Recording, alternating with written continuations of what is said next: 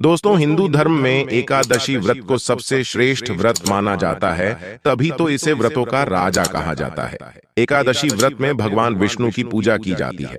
मान्यता है कि जो व्यक्ति इस व्रत को सच्चे मन से करता है, उसे सभी पापों से मुक्ति मिलती है और उसकी सभी मनोकामनाएं पूर्ण होती हैं। दोस्तों, आज की वीडियो में हम बात करेंगे एकादशी व्रत। अगर आप पहली बार रखने जा रहे हैं तो किस दिन से आपको शुरू करना चाहिए? एकादशी व्रत का उद्यापन कब करें? एकादशी पर उद्यापन की विधि, एकादशी व्रत की पूजा विधि, एकादशी व्रत के नियम, इस दिन क्या करें क्या ना करें, एकादशी के दिन क्या खाना चाहिए और क्या नहीं खाना चाहिए। तो एकादशी इस व्रत से संबंधित आपको सभी जानकारी इसी वीडियो में दी जाएगी। आपको कहीं जाने की जरूरत नहीं है। बस आप इस वीडियो को शुरू से लेकर अंत तक बिना भगाए जरूर देखें और हर एक बात को बहुत ही ध्यान से सुनें। आपके सारे प्रश्नों के जवाब एकादशी से संबंधित इसी वीडियो में मिल जाएंगे। नमस्कार दोस्तों, भगवान हरि की कृपा आप पर सदैव बनी रहेगी और वीडियो को लाइक करके चैनल को सब्सक्राइब अवश्य कर लें। दोस्तों, एकादशी व्रत साल में कुल 24 बार और महीने में 2 बार आता है। हर महीने पूर्णिमा के बाद की कृष्ण पक्ष और अमावस्या के बाद की शुक्ल पक्ष तिथि को एकादशी मनाई जाती है।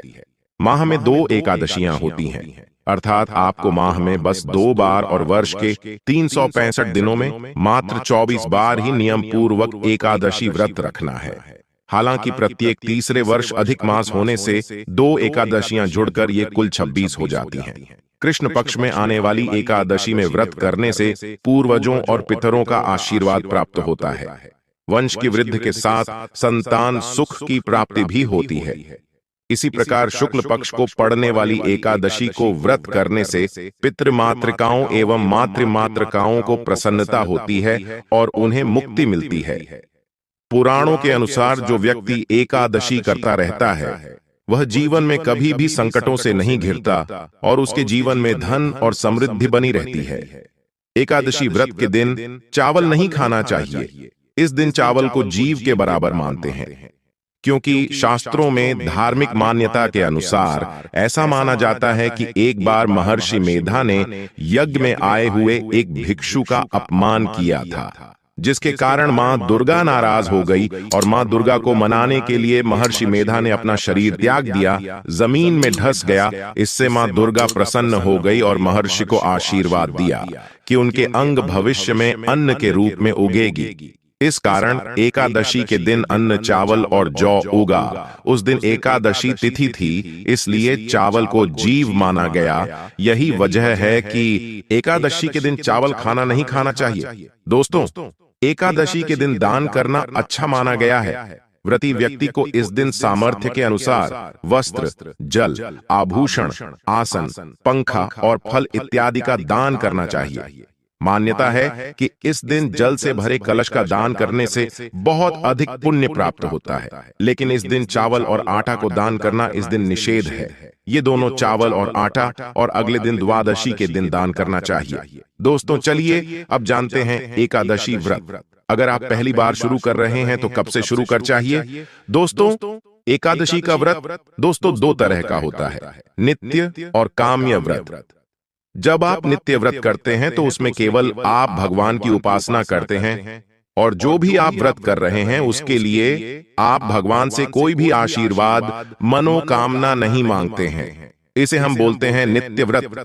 इसे हम किसी भी एकादशी से उठा सकते हैं। इस व्रत को उठाने का कोई नियम नहीं है। अब दूसरा व्रत आता है काम्य व्रत। हमारे जीवन में बहुत सारे तरह के दुख, तकलीफें, कठिनाइयां आती है। किसी के पास धन नहीं है, किसी के पास संतान नहीं है, किसी के जीवन में रोग सता रहे हैं, किसी के जीवन में दुख संपदा की कमी, कई ऐसी बातें हैं जिनको हम दूर करना चाहते हैं। इसलिए भगवान की शरण में जाते हैं, प्रार्थना करते हैं और व्रत करते हैं।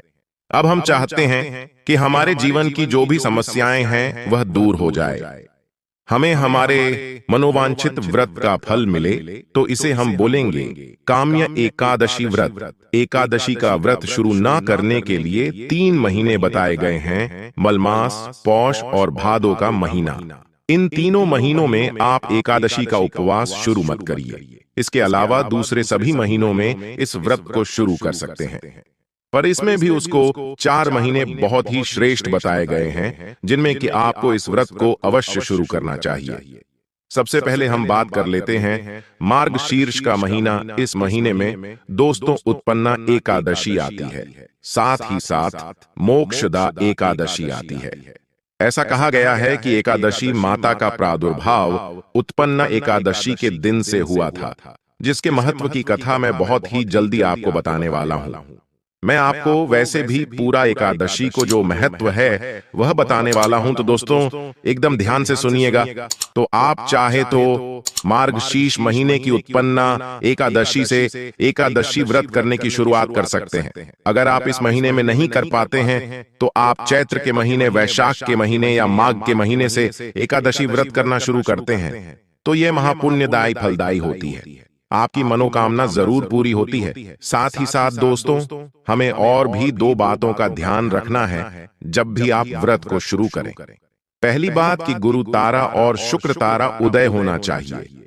शुक्र हमारे जीवन में धन वैभव लेकर आता है। गुरु हमें हमारी जो भी आवश्यकताएं हैं उनको पूरा करने के लिए कि हमें किस तरह से काम करना चाहिए, क्या योजनाएं बनानी चाहिए, सबको गमन करता है। तो ये 2 ग्रह हैं, इन दोनों को उदय होना चाहिए। अब आप पूछेंगे कि आपको कैसे पता पड़ेगा। दोस्तों कैलेंडर में आप देखेंगे कि जब भी आपके पास कोई भी पंचांग है, खासतौर पर मैं पंचांग की बात कर रहा हूं जिसमें तिथि दी रहती है, त्योहार दिए रहते हैं, वहीं पर दोस्तों पंचांग में ऊपर की तरफ से छोटा सा ब्लॉक होता है जहां ग्रह स्थिति दी होती है। ग्रह यानी सूर्य, चंद्र, तारा, जो भी ग्रह है उन सब की क्या प्लेनेटरी पोजीशन है, सूर्य, चंद्र, मंगल, बुध, शनि, शुक्र, गुरु सभी की, तो उसमें लिखा रहता है गुरु और शुक्र तारा कब से कब तक उदय रहेगा, कब से कब अंत रहेगा, गुरु और शुक्र तारे की क्या पोजीशन है। तो दोस्तों आप कैलेंडर चेक कर ले, या तो फिर मैं कोई और दूसरा वीडियो बना दूंगा जिससे कि मैं आपको बता दूंगा कि आप कब कब किस डेट से इस व्रत को शुरू कर सकते हैं, तो आप उसे फॉलो कर लीजिएगा।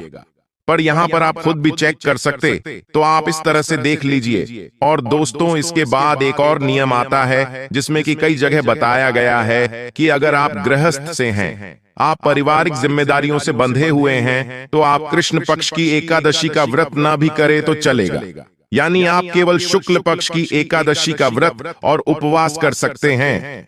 कृष्ण पक्ष की एकादशी में भी आपको दान पुण्य जरूर करना चाहिए। खास तौर से जिनके जीवन में संतान सुख है, वह कृष्ण पक्ष की एकादशी का व्रत नहीं करते हैं तो ठीक है, लेकिन उन्हें शुक्ल पक्ष की एकादशी का व्रत करना चाहिए। ऐसा कहा गया है कि गृहस्थ और पुत्रवान को शुक्ल पक्ष की एकादशी का व्रत करना श्रेष्ठ बताया गया है।